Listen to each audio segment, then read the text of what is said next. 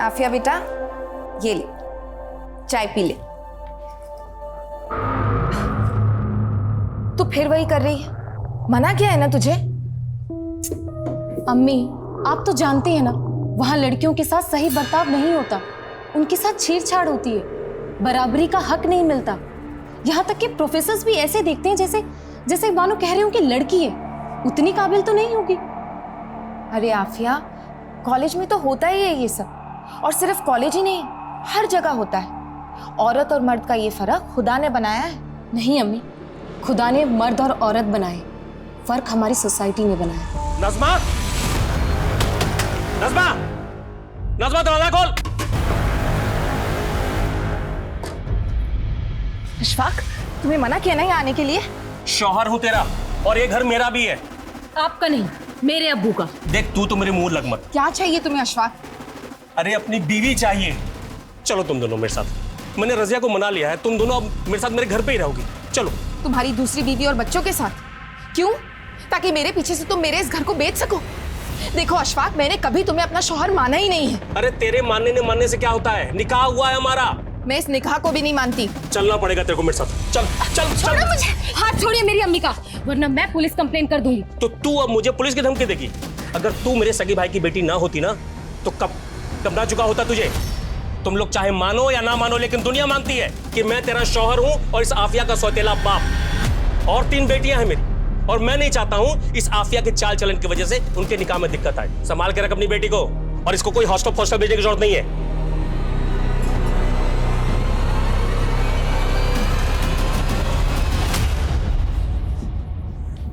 अम्मी, आप क्यों सहती हैं ये सब? तू नहीं समझेगी आफिया, ये दुनिया एक अकेली औरत के लिए कितनी जालिम है। प्लीज अम्मी, आप ये औरत होने की दुहाई मत दो। ये बोलो कि आप कमजोर हो। किस बात का डर है आपको? हाँ, आखिर आप पुलिस कंप्लेंट क्यों नहीं करती? शरीफ घर की औरतें पुलिस कोर्ट कचहरी के चक्कर में नहीं पड़ती बेटा। अरे अम्मी, आप समझते क्यों नहीं हो? मुझे वहां हॉस्टल में आपकी फिक्र लगी रहती है। अरे मुझे कुछ नहीं होगा, तू बस अपना ख्याल रख और थोड़ा हंस दे। अब चल, पैकिंग करनी है ना, चल जल्दी।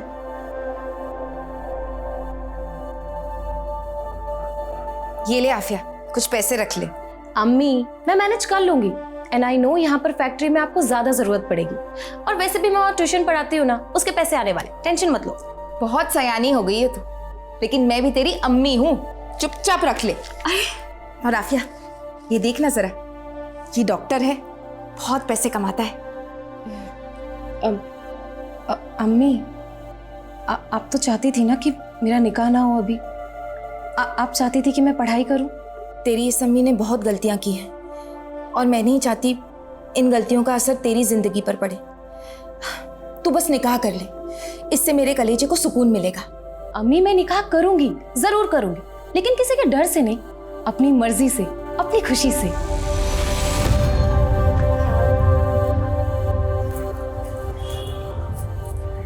नहीं बैठ। अच्छा अम्मी, आप जाइए। मैं रुकती हूँ ना बस आने तक। अरे अम्मी, आपको काम के लिए देरी हो जाएगी, आप जाइए ना, मैं बस लेकर चली जाऊँ। ठीक, ख्याल रखना अपना। खुदा हाफिज। खुदा हाफिज।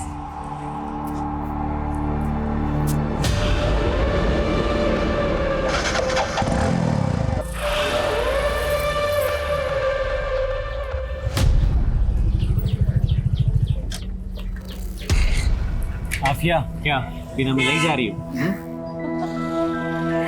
नहीं, ऐसी कोई बात नहीं है।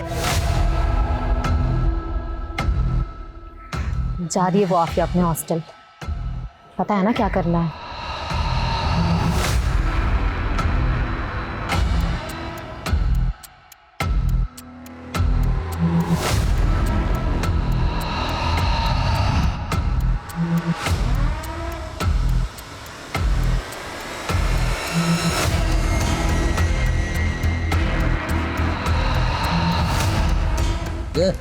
एक चाय देना।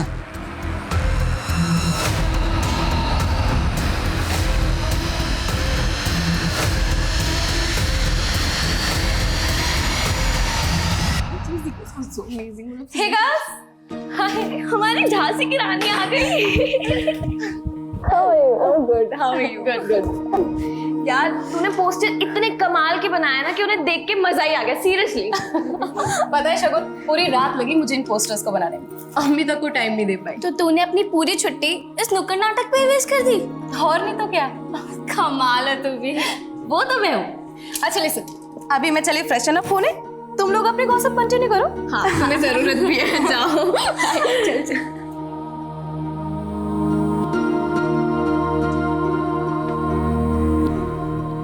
भैया, आज आप सभी की चाय मेरी तरफ से, लेकिन आप लोगों को भी प्रॉमिस करना होगा कि आप लोग हमारा नुक्कड़ नाटक वहां पर देखेंगे। ओके, लीजिए भैया, पैसे काटिए। हमें चाहिए आजादी, बुरी नजर से आजादी, से आजादी, बुरी नजर से आजादी। बंद करो ये सब, क्या चल रहा है? तो गर्ल्स हॉस्टल ने ऐसे ही मोहल्ले का माहौल खराब कर रखा है, और तुम लोग सड़क पर उतर के प्रदर्शन नहीं कर रही हो।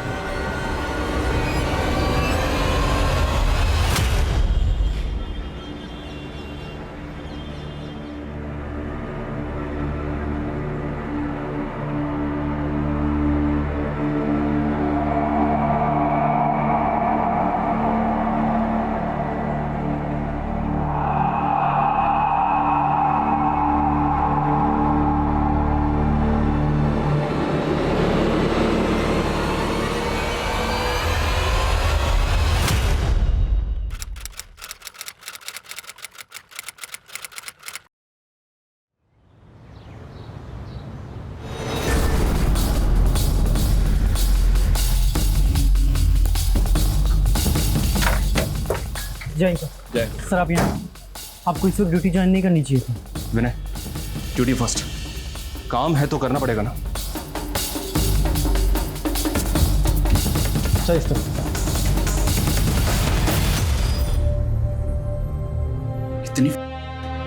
इतना गुस्सा इस तरह से कौन मार सकता है इसे? सर कॉलेज की छुट्टियां चल रही थी, इसीलिए सभी लड़कियां अपने अपने घर गई हुई थी। आफिया और 4-5 लड़कियां और अभी परसों ही अपने घर से हॉस्टल लौटी सर। ये रही सर। अच्छा, आफिया के रूम में 2 बेड्स और हैं, उसकी रूममेट्स कौन है? सर मैं और तनु, लेकिन तनु अभी तक घर से वापस नहीं आई है सर। आफिया को इतनी हैवानियत से, इतनी बेरहमी से किसी ने मार दिया और आपको कुछ पता ही नहीं चला? एक्चुअली कल रात को मैं अपने कमरे में नहीं थी, हम सब लोग कल गीतिका के रूम में थे, क्योंकि इसकी दोनों रूममेट नहीं आई थी तो हम लोग इसी के रूम में सो गए थे सर। हाँ सर, ये सब मेरे ही रूम में थे। लेकिन आफिया तो आपके रूम में नहीं, क्यों? कोई अनबन थी उसके साथ? नहीं नहीं सर, वो तो हम सबकी बहुत अच्छी दोस्त थी। मैंने कल उसे बोला भी था कि तू भी हमारे साथ चल, लेकिन उसने कहा कि उसे पढ़ाई करनी है। तू अभी तक पढ़ रही है, चलना गीतिका के रूम में। अरे मोहतरमा जी, ऑलरेडी घर पे कितना टाइम वेस्ट हो गया। अगर अभी पढ़ाई नहीं की ना तो मैं पक्का फेल हो जाऊंगी। तू जा, चलना प्लीज। जा मेरी माँ। अच्छा ठीक है, बाय। आफिया की लाश को सबसे पहले किसने देखा था? सर मैंने ही देखा था। सुबह मैं अपने कमरे में आ रही थी तो मैंने आफिया का किसी के साथ कोई अफेयर था? कोई ब्रेकअप हुआ था उसका? नहीं सर, जहाँ तक मैं आफिया को जानती हूँ ऐसा कोई भी नहीं था। हो सकता है कोई ऐसा हो जो उसे पसंद करता हो, कोई डेटेड लवर है। नहीं सर, ऐसा कोई भी नहीं था। लेकिन सर इस हॉस्टल के बाहर के लड़कों से आफिया की कुछ प्रॉब्लम चल रही थी और कल भी कुछ हुआ था। हाँ सर, कल दोपहर को हम सब बाहर नुक्कड़ नाटक कर रहे थे, तभी आफिया की वहाँ कुछ लड़कों से लड़ाई हो गई थी। अब ये क्या आजादी आजादी का नारा लगा रखा है? और कितनी आजादी चाहिए तुम्हें? आजाद तो मैं हूँ, लेकिन अब मुझे पूरी औरत जाति की आजादी चाहिए। हमें इज्जत चाहिए, बराबरी का हक चाहिए, और हमें हमारे तरीके से जीने का अधिकार चाहिए। लेकिन ये बहुत बड़ी बात है, तुम जैसे लोगों को समझ में नहीं आई। चलो गर्ल्स। रुकना, कहाँ जा रही है? अभी मेरी बात खत्म नहीं हुई है। आइंदा किसी भी लड़की को उसकी मर्जी के बगैर हाथ मत लगाना। मुझे थप्पड़ मारा तूने, तेरी तो भाई छोड़ मुझे, छोड़ूंगा नहीं तुझे, सबके सामने करके रखूंगा, छोड़ूंगा नहीं तुझे मैं। गलती मेरी ही है सर। इन लोगों ने तो कहा था कि पुलिस में कंप्लेंट करते हैं, लेकिन मुझे लगा बाहर के लड़कों से कोई सीरियस प्रॉब्लम हो गई और पुलिस इन्वॉल्व हुई तो लड़कियों पर खतरा बढ़ जाएगा सर। लेकिन सर मैंने ये नहीं सोचा था कि मेरे चुप रहने से ये सब हो जाएगा। आपके हॉस्टल में और कौन कौन मेल है? बस एक गार्ड मेल है और यहाँ तो कुक भी फीमेल है। आफिया का रूम यहाँ 3rd फ्लोर पे है और इस 3rd फ्लोर पे आने के लिए सिर्फ एक ही रास्ता है, ये सीढ़ियों से। एक काम करो, उस सिक्योरिटी गार्ड को भी अपनी कस्टडी में लो और वो लड़के जिनके साथ आफिया का झगड़ा हुआ था। Okay sir.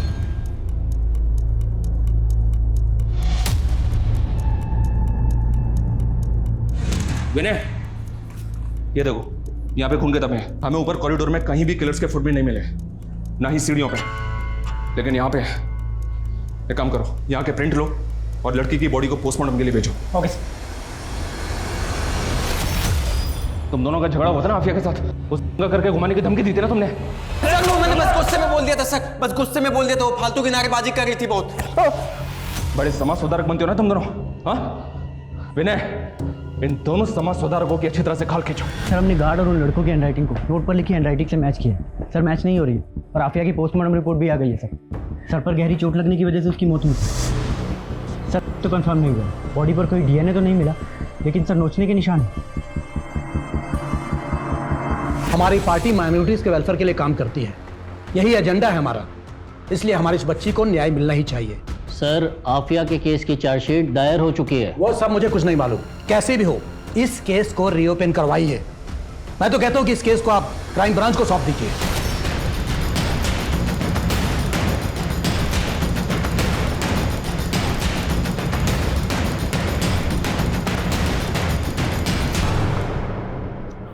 सर इस केस में इन्वेस्टिगेशन करने जैसा कुछ है नहीं, आपको भी पता है ये सिर्फ एक पॉलिटिकल स्टंट है, लोगों को बहकाने के लिए किया जा रहा है। जानता हूँ जिंदल, लेकिन ऊपर से ऑर्डर्स है, इन्वेस्टिगेशन तो करनी पड़ेगी।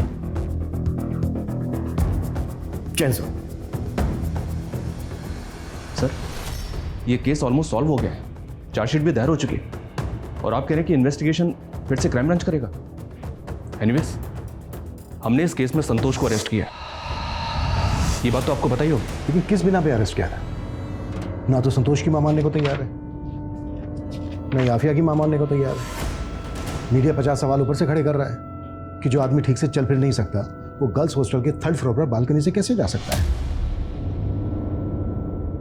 आशुतोष, कहीं ऐसा तो नहीं है कि तुमसे तुम्हारी टीम से कहीं कोई गलती हुई है? मैंने सुना है कि उस दरमियान तुम किसी ट्रेजेडी से भी गुजर रहे थे। जी हाँ सर, लेकिन मेरी पर्सनल ट्रेजेडी का मेरी इन्वेस्टिगेशन के साथ क्या लेना देना? For me duty is first, I have tried my level best.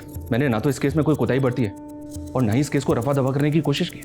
मेरे खबरों ने मुझे इन्फॉर्मेशन दी थी संतोष के बारे में कि वो एक हिस्ट्री शीटर भी है, और सर आफिया की मौत के बाद भी ये संतोष हॉस्टल के बाहर एक चाय की दुकान पर बैठकर चाय पी रहा था, उसकी मौत की न्यूज़ देख रहा था, और जब पुलिस वहाँ से चली गई तो ये भी वहाँ से चला गया। आफिया को इतनी बुरी तरह से मारा पीटा गया, आफिया की माँ मीडिया में बार बार कह रही है कि उसके साथ हुआ, लेकिन आपकी रिपोर्ट में का कोई जिक्र ही नहीं है। आपकी रिपोर्ट कहती है कि आफिया के साथ रेप हुआ ही नहीं है। सर आफिया की माँ लोगों की कई सुनी बातों में आ रही है। आफिया की बॉडी पर कपड़े नहीं थे, किसी को भी ऐसा लगेगा, लेकिन पोस्टमार्टम रिपोर्ट नहीं आया था। किलर ने आफिया को प्रेशर से मारा था सर। आई एम श्योर वो चोरी के लिए वहाँ आया होगा, आफिया के साथ झड़प हुई और उसने आफिया की जान ले ली। अगर कोई सिर्फ चोरी के मकसद से वहाँ गया था तो उसने इतनी हैवानियत क्यों दिखाई? Please explain me. संतोष ने खुद कबूल किया कि मर्डर उसी ने किया। ये देखिए, ये उसकी स्टेटमेंट है। आशुतोष, सस्पेक्ट से स्टेटमेंट कैसे ली जाती है कि मैं भी अच्छी तरह से जानता हूं। किसी को इतना मारोगे, कुटोगे तो हाँ बोलेगा ही ना। सर आपको जैसा लग रहा है वैसा बिल्कुल भी नहीं है। आफिया को चोरी के सिलबट्टे से मारा गया था। एक औरत ने संतोष को वो सिलबट्टा चोरी करते हुए देखा भी था। सारे सर्कमस्टेंशियल एविडेंस संतोष की तरफ ही इशारा कर रहे थे सर, बिलीव मी। लेकिन आफिया की बॉडी के पास एक नोट मिला है, उसकी बॉडी पे लिखा हुआ भी मिला है, दिलकश जवानी। ये तो किसी जिल्टेड लवर की ओर इशारा कर रहा है। जी हाँ सर, हमको भी ऐसे ही लग रहा था। हालांकि संतोष का कोई पास नहीं मिला हमें, लेकिन सर हो सकता है एक तरफा प्यार हो। Anyway, thank you so much. Jain sir. Jain. Abhishek, Santosh को गर्ल्स हॉस्टल लेकर आओ। सर। सर उस घटना के बाद तो पुरानी वार्डन को अपना इस्तीफा देना पड़ा था, और पिछले 2 सालों से मैं ही यही की वार्डन हूँ सर। अच्छा ये बात बताइए।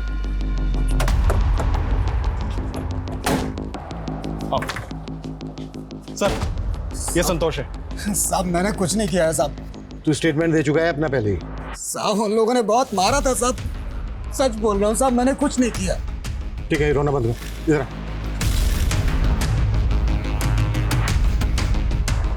आजा आजा। चल दीवार पे चढ़ जा। चल चल।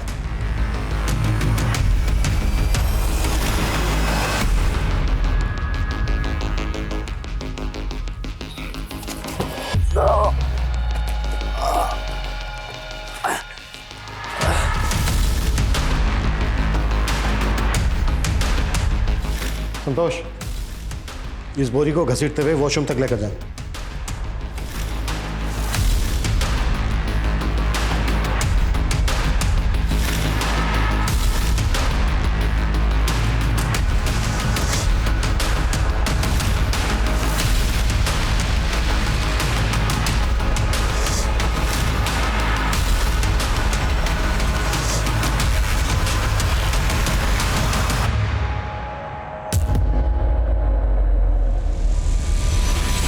सर, ये संतोष को लेके आपको क्या लगता है? देखते हैं। अच्छा, संतोष के अलावा इस केस में और किस किस पे शक था? सर, एक कार्तिक और सुनील। सर, ये दोनों अक्सर हॉस्टल के बाहर नेतागिरी झाड़ा करते थे और आफिया के साथ इनका झगड़ा भी हुआ था। और ये हॉस्टल का सिक्योरिटी गार्ड। इन सबको बुलाओ। ये कोई रैंडम क्राइम नहीं हो सकता। जिस किसी ने भी ये किया है वो आफिया पे नजर रखता होगा, उसको फॉलो करता होगा, उसने पूरी रेकी की होगी, तभी उसको पता चला होगा कि सारी लड़कियां एक ही कमरे में। इस केस से जितने लोग भी जुड़े सबको बुलाओ। सर 2 साल पुरानी बात के लिए आपने मुझे यहाँ क्यों बुलाया? मेरे हस्बैंड और मेरे इन-लॉज को ये सब बिल्कुल नहीं पसंद। 2 साल पहले तुम्हारी रूममेट की जान गई। हमें पता चला है कि वो तुम्हारी बहुत अच्छी दोस्त भी थी। आई एम श्योर तुम भी यही चाहती होगी कि तुम्हारी दोस्त को इंसाफ मिले। हम बस तुमसे ये जानना चाहते हैं कि उस दिन किस किस वक्त पर क्या क्या हुआ था। मैं आपको एग्जैक्ट टाइम तो नहीं बता सकती, लेकिन उस दिन क्या क्या हुआ मैं वो बता सकती हूँ। एक दिन पहले ही आफिया नागपुर से पुणे आई थी। सर, हम लोग अगले दिन कॉलेज गए। हॉस्टल के बाहर हम लोगों ने नुक्कड़ नाटक किया। वहाँ हमारा 2 लड़कों से झगड़ा हो गया था, जो हम पहले ही बता चुके हैं। सर, हम उसी रात गीतिका के रूम में चले गए थे पार्टी करने के लिए। हमारी आँख लग गई और हम वहीं सो गए। सुबह जब हमारी आँख खुली, हम वॉशरूम की तरफ गए तो हमने देखा कि आफिया की लाश वहाँ थी। इससे ज़्यादा हम और कुछ नहीं जानते सर। सर, क्या बताऊं क्या हुआ था। 2 साल बीत चुके हैं इस बात को, और सच कहूं तो मुझे भी कुछ अच्छे से याद नहीं। तुम लोगों ने किसी तरह की कोई आवाज़ सुनी थी उस दिन? नहीं सर, एक्चुअली उस दिन हॉस्टल के आसपास कोई फंक्शन था तो बहुत शोर था, इसलिए कुछ सुनाई नहीं दिया। सर, वार्डन किरण शर्मा यहाँ से जॉब छोड़ के दिल्ली शिफ्ट हो चुकी है। मैंने उसे बुला लिया है। और वो दोनों लड़के अंकित और सुनील, उनका क्या हुआ? सर, वो दोनों भी पुणे छोड़कर जा चुके हैं। मैंने उन्हें भी इन्फॉर्म किया है।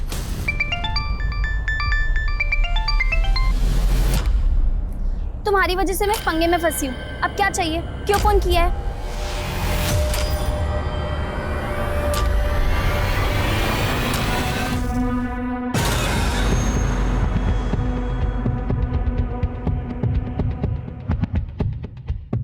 अभिषेक, इंस्पेक्टर आशुतोष को बुलाओ।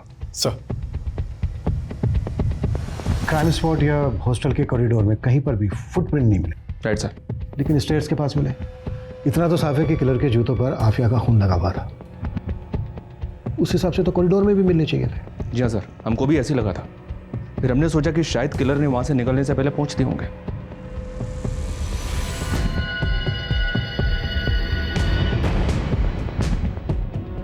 किलर ने अगर खुद अपने फुटप्रिंट साफ किए होते तो हल्के से रह जाते, जैसे कि देखो ये रह गए। किलर के पास इतना टाइम तो होगा नहीं कि वो अच्छे से साफ कर सके। आई एम श्योर इस केस में कम से कम 2 लोग इन्वॉल्व हैं, शायद एक बाहर वाला और एक अंदर वाला। अभिषेक, अपनी टीम के कुछ लोगों को बोलो कि हॉस्टल के बाहर अंडर कवर होकर रहें। हॉस्टल में क्या क्या होता है पूरी जानकारी इकट्ठा करें, और इस केस से जुड़े सभी लोगों के कॉल रिकॉर्ड्स, लोकेशंस और बाकी की डिटेल्स चाहिए मुझे। Right sir.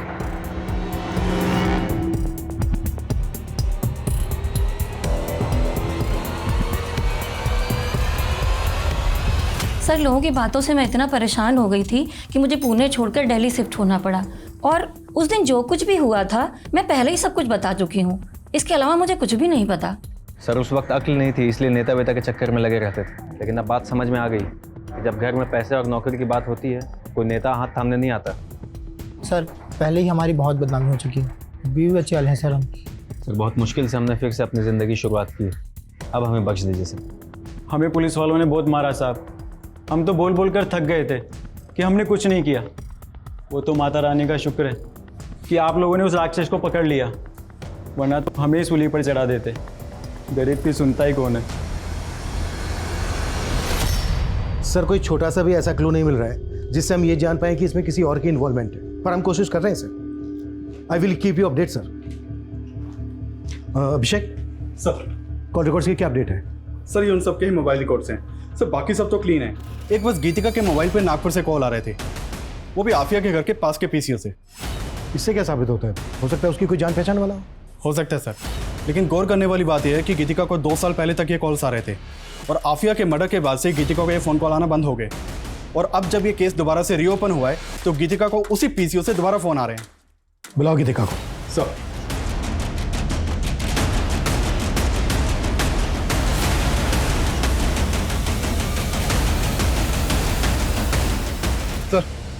सर कुछ तो गड़बड़ लग रही है। सर गीतिका को बुलाने के लिए एक टीम उसके रेंटेड घर पे भेजी थी, तो नेबर से पता चला कि वो तो घर छोड़ के जा चुकी है। तो आपका शक सही था कि हो ना हो इस केस में 2 लोग शामिल हो सकते हैं और कहीं ना कहीं ये दूसरी शख्स गीतिका ही हो सकती है। ये भी तो हो सकता है ये केस हो ही नहीं, इसमें दुश्मनी का एंगल हो, किसने दुश्मनी निकाली हो आफिया के साथ। पुलिस को गुमराह करने के लिए क्राइम सीन को इस तरह से सजाया गया कि जिल्टेड लवर और रेप एंड मर्डर का केस है। अभिषेक पता करो कि गीतिका इस वक्त कहाँ पर है और नागपुर से गीतिका को फोन कौन कर रहा था। आफिया की माँ से भी पूछताछ करो, शायद वहां से कुछ पता चले। सर गीतिका? नहीं, मैंने गीतिका को कभी फोन नहीं किया, मैं तो उसे अच्छे से जानती भी नहीं हूँ। देखिए कॉल्स तो आपके एरिया से आते थे, उसका कोई दोस्त या कोई जानने वाला? मैं किसी को नहीं जानती। ठीक है।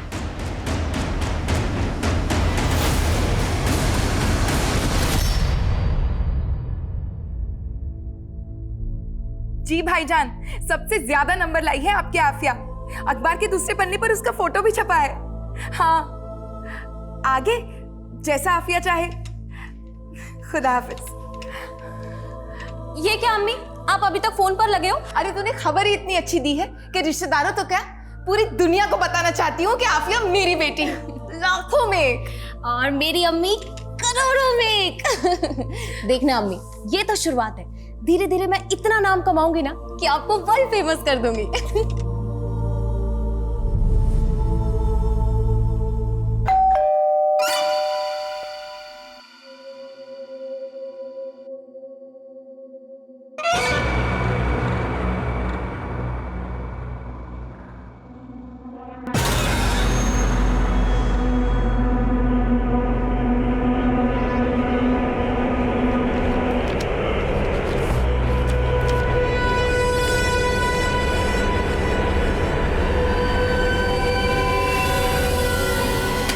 लेटर में लिखा है कि बेटे सिद्धार्थ ने मेरी बच्ची को मारा है। अब समझ आया, अपने संतोष जैसे आदमी को केस में फंसाया ताकि केस को रफा दफा कर सके।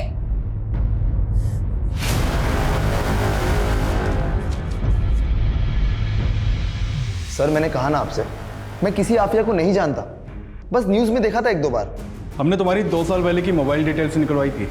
आफिया की फ्रेंड शगुन, जानते हो ना, बहुत बातचीत होती थी, दोनों में टच में थे, मिलना जुलना भी था। हाँ सर, मेरा सिद्धार्थ के साथ अफेयर चल रहा था। सर मैंने आपसे एक बात छुपाई थी। असल में उस रात हम सारी लड़कियां गीतिका के रूम में छुपके से पार्टी कर रहे थे, जिसमें मैंने सिद्धार्थ को भी बुलाया था।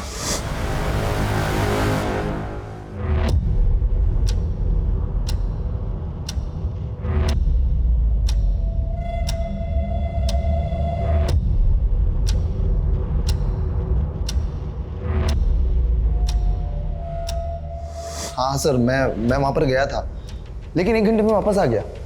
उसके बाद वहाँ पर क्या हुआ मुझे कुछ नहीं पता सर। सर सिद्धार्थ झूठ बोल रहा है। हम लोग तो बीच पार्टी से ही निकल गए थे और निकलकर हम लोग दूसरे कमरे में चले गए थे। सर जानवर था वो जानवर, उसे तो प्यार का मतलब ही नहीं पता था, इसीलिए मैंने उससे ब्रेकअप कर लिया। सर सिद्धार्थ वहाँ से गुस्से में निकला था और मैं रोते रोते उसी कमरे में सो गई। सर मैंने अगले दिन देखा तो आफिया की मौत हो चुकी थी। सर मैं दावे से कह रही हूँ, आफिया को सिद्धार्थ नहीं मारा है। वजह? सिद्धार्थ आफिया को क्यों मारेगा? लड़कियों के शरीर के साथ खिलवाड़ करना शौक है उसका। हाँ लेकिन आफिया के साथ हुआ ही नहीं। सर आफिया के साथ हुआ था, उसे देख के साफ साफ पता चल रहा था कि उसको हुआ था, लेकिन सर पुलिस वालों ने ये बात दबा दी थी। उस वक्त सब लोग यही बात कर रहे थे। बहुत प्रेशर बढ़ रहा है जिंदल, जो करना है जल्दी करो। Sir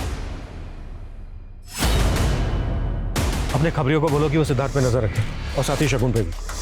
sir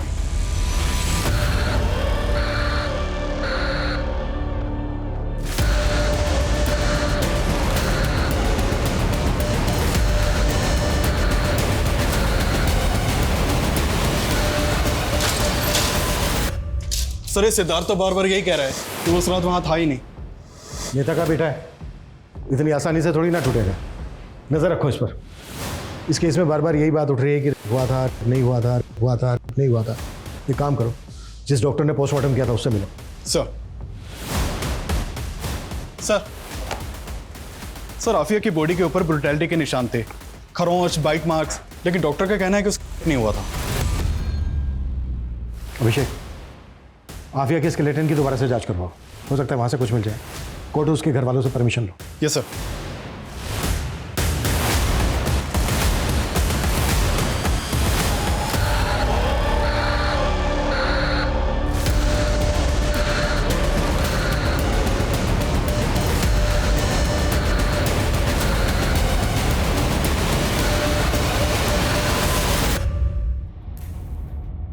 sir sir Aafiya के स्केलेटन की फोरेंसिक रिपोर्ट आ गई है। सर एक और बात पता चली है, आफिया के मर्डर के करीब 8 महीने पहले उसने एक वीडियो पोस्ट किया था जो काफ़ी वायरल हुआ था। ये देखिए सर। सर ये वीडियो आफिया के हॉस्टल का ही है। इसमें वॉशरूम में एक आदमी एक लड़की का वीडियो बना रहा है। सर एक और बात, हॉस्टल का सिक्योरिटी गार्ड जिसने हमसे ये बताया था कि इस कांड के 6 महीने के बाद उसने नौकरी छोड़ दी थी और वो अपने गाँव चला गया था। सर पता चला है कि वो पुणे में ही और बिजनेस कर रहा है। खबरियों ने बताया कि आफिया के मर्डर के बाद उसके पास काफ़ी पैसे आना लगा था। बुलाओ। सर हमें ये पैसे उस हॉस्टल की वार्डन किरण मैडम ने दिए थे। किरण मैडम शादीशुदा थी, लेकिन यहाँ अपने पति से अलग रहती थी और उनका अफेयर भी चल रहा था अनिल राठी के साथ में। वो हमेशा यहाँ आया जाया करता था और उसका आफिया के साथ में पंगा भी हुआ था। उसकी इतनी हिम्मत हुई कैसे? हर जगह मेरी बेइज्जती हो रही है। अरे तुम्हें ताका-झाकी करने की जरूरत क्या थी? और वीडियो बनाया क्यों? तुम्हारे चक्कर में मेरी भी जॉब जाएगी। आफिया प्लीज, अनिल से गलती हो गई और वो वीडियो सोशल मीडिया से हटा दो। और अगर कॉलेज कमेटी पूछे तो बोलना कि वीडियो बिल्कुल नकली था। सॉरी मैम, लेकिन मैं ऐसा बिल्कुल नहीं करूँगी। आफिया, बहुत तमाशा हुआ था साहब हॉस्टल कमेटी में। अनिल का आना जाना भी बंद करवा दिया था। कमेटी ने वार्डन मैडम को एक मौका दिया था, लेकिन उसके बाद भी अनिल अक्सर छुप छुप कर वहाँ आया करता था। उस रात भी आया था? पता नहीं साहब, हम सो गए थे। जब सुबह उठे तो देखा कि किरण मैडम वहाँ जूते के निशान साफ कर रही थी। और अब तो वार्डन मैडम ने अपने पति को छोड़कर अनिल से शादी भी कर ली है। हाँ, मैं किरण से मिलने जाता था, लेकिन उस रात नहीं गया था। तो फिर गार्ड को इतने पैसे क्यों दिए थे? सर गार्ड ने मुझे फुटप्रिंट साफ करते हुए देख लिया था।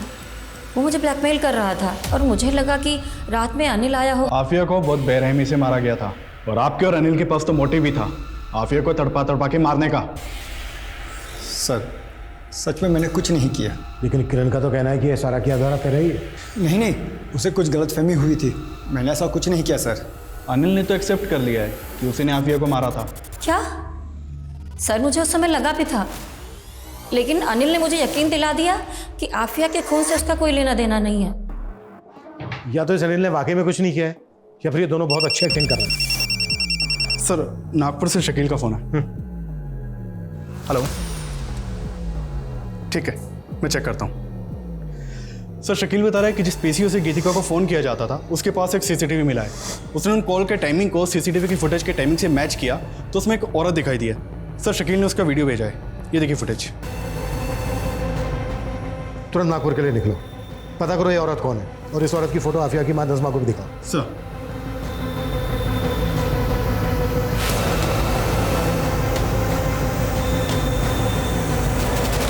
हाँ सर, मैंने फ़ोन किया था गीतिका को और बोला था कि उस आफिया पर नज़र रखे, क्योंकि आफिया का मेरे शौहर के साथ अफेयर चल रहा था।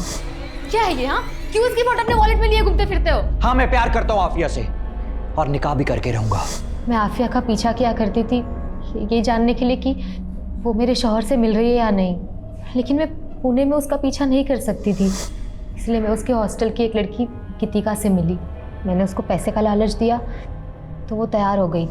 कहीं ऐसा तो नहीं है कि अपने गुस्से की वजह से तुमने ही आफिया के साथ ये सब कुछ करवाया? नहीं सर, मुझे क्या पड़ी है मैं किसी के साथ कुछ करूं। ऐसी लड़कियों को ऊपर वाला खुद ही सजा देता है और उसका तो पूरा खानदान ही ऐसा है। मतलब? सर उसके अम्मी को उसके अब्बू ने गुस्से में तलाक दे दिया था, फिर वापस आए बीवी के पास रोते हुए। अपने शौहर से वापस निकाह करने के लिए उसको पहले अपने देवर अशफाक से निकाह करना पड़ा, ताकि अशफाक नज़मा को तलाक दे और नज़मा फिर से अपने शौहर के साथ निकाह कर सके। जी, लेकिन उससे पहले ही उनको हार्ट अटैक आ गया और उनकी मौत हो गई। लेकिन उनकी मौत के बाद अशफाक ने नज़मा को तलाक नहीं दिया, उल्टा दोनों माँ बेटी का जीना हराम कर रखा था। अशफाक जानता था कि अगर वो नज़मा को तलाक दे देगा तो इतने बड़े घर की मालकिन वो दोनों माँ बेटी अकेले बन जाएंगी। उन दोनों माँ बेटी की ज़िंदगी खुद तो बर्बाद थी और बेटी मेरे शौहर के साथ चक्कर चला के मेरी ज़िंदगी बर्बाद कर रही थी। तबस्सुम झूठ बोल रही है सर, ये सब बेकार की बातें। मेरी बेटी इकबाल से प्यार करती ही नहीं थी। तुझे मेरी कसम पता क्या कुछ चल रहा है तेरा इकबाल के साथ। अम्मी कम से कम आप तो मेरा यकीन कीजिए, इकबाल भाईजान को मैं सिर्फ अपना भाई मानती हूँ और कुछ भी नहीं। लेकिन ये बात आपने हमसे पहले क्यों नहीं बताई? मैं आपको क्या क्या बताऊं और किस किस के बारे में बताऊं सर?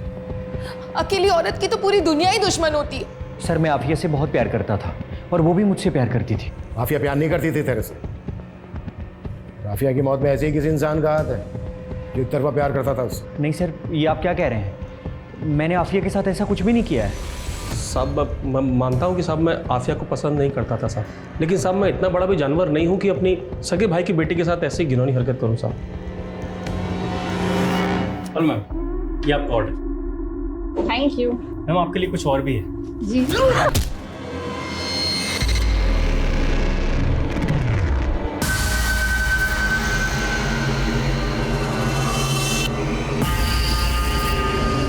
नहीं सर, मेरा सिद्धांत के साथ कोई अफेयर नहीं है।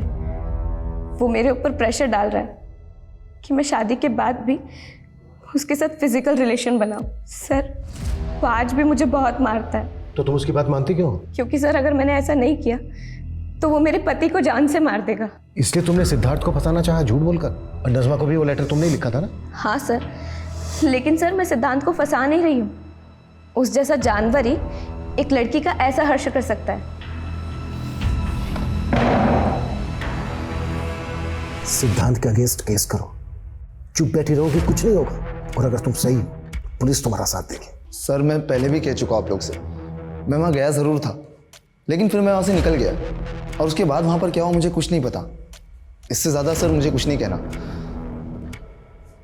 अंकित और सुनील का झगड़ा था आफिया के साथ। इन दोनों के पास मोटिव बनता है। हो सकता है इन दोनों के कहने पर ही ये गार्ड ने काम किया हो, क्योंकि गार्ड अच्छी तरह से जानता था कि अनिल का भी झगड़ा था आफिया के साथ।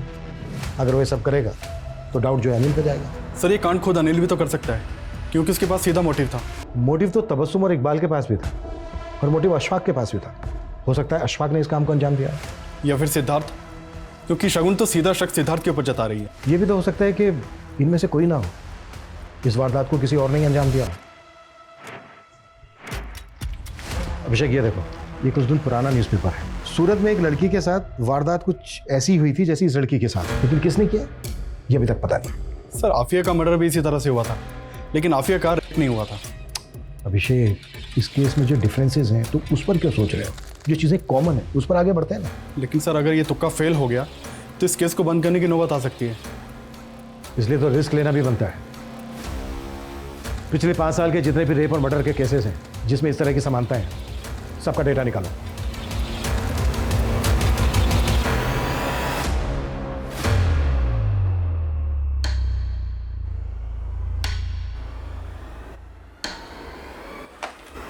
सर हमारे केस से सिमिलर 5 केसेस मिले हैं, भोपाल, गया, सूरत, धर्मशाला और औरंगाबाद में। सर सारे विक्टिम्स को तड़पा कर मारा गया था। इन 5 केसेस में सर 3 विक्टिम्स को मारने के बाद उनके साथ रेप किया गया था। डीएनए के ट्रेसेस तो मिले, लेकिन पुलिस किलर को नहीं पकड़ पाई। इन विक्टिम्स की बॉडी पे जो डीएनए मिला है मैच करो, देखो किलर सेम है क्या। सर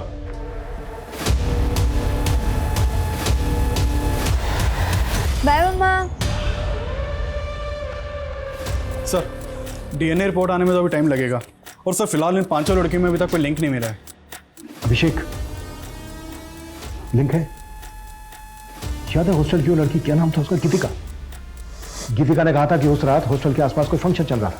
ये देखो इन सारे केसेस में भी आसपास कोई ना कोई फंक्शन चल रहा था। अभिषेक पता करो इन सारे फंक्शंस में कोई आदमी कॉमन है क्या। तो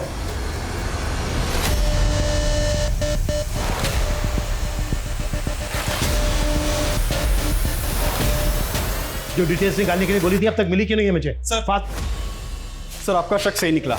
एक आदमी का पता चला है जो हर लोकेशन पे मौजूद था। ये सर ये अलग अलग शहरों में अलग अलग कैटरिंग के लिए काम करता है। मैंने मोबाइल ऑपरेटर से इसकी डिटेल निकलवाई तो पता चला कि ये मुंबई में है अभी। तुरंत मुंबई पुलिस से कांटेक्ट करो, इस आदमी को ट्रेस करो, इससे पहले कि किसी और लड़की को अपना शिकार बनाए। हमें इसे रोकना होगा। Quick fast. सर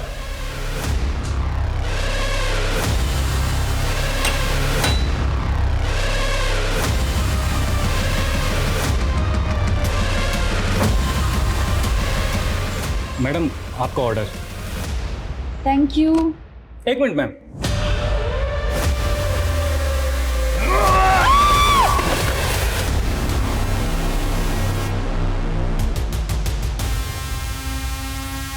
रघु चल। देख, शुरू से अब सच सच बताना शुरू कर। हमें दूसरे केसेस में भी डीएनए सैंपल मिले, इसलिए छुपाने से कोई फायदा नहीं है। छुपाना? छुपाना कौन चाहता है सर? पहले पकड़ लेते, पहले बता देता। हाँ, मैंने उन सारी लड़कियों का खून करके उनके साथ प्यार किया। हेलो मैम, आपके लिए ऑर्डर। Thank you. खून देखकर मुझे बड़ा मजा आता है। उसी से मैं वो क्या कहते हैं, एक्साइटेड होता हूँ। आफिया को क्यों मारा? उसके ऊपर तो मेरी बहुत पहले से नजर थी, पसंद आ गई थी वो मुझे, तो सोचा मिल के आता हूँ।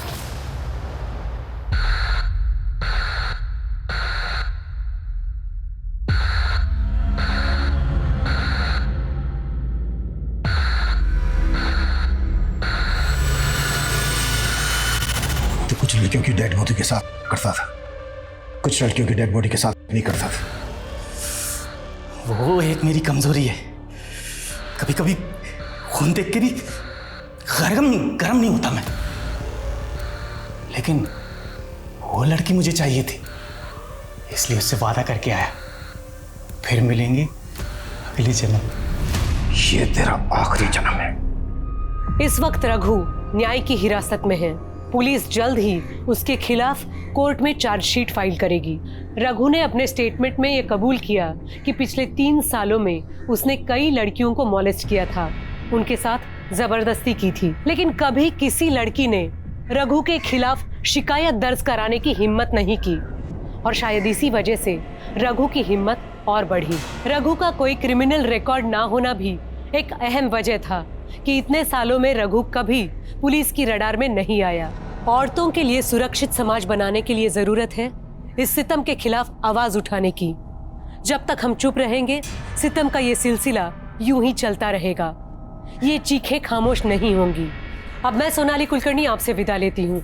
फिर मिलेंगे क्राइम पेट्रोल सतर्क जस्टिस रीलोडेड के एक नए केस के साथ।